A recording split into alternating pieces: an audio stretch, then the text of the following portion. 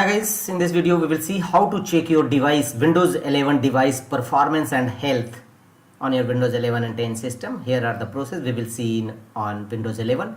Right click on start button and choose settings. All your device status, battery status and some other features, health of your Windows 11 device. Here from the left side go to privacy and security, click on it. Thereafter go to right side and here click on Windows Security. Here scroll down and you will find the option Device Performance and Health. Click on it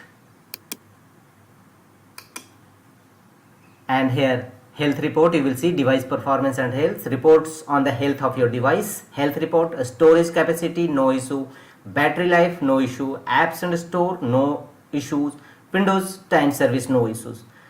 If you found green tick on your any features, then you will have to rectify them, and otherwise your health status is good.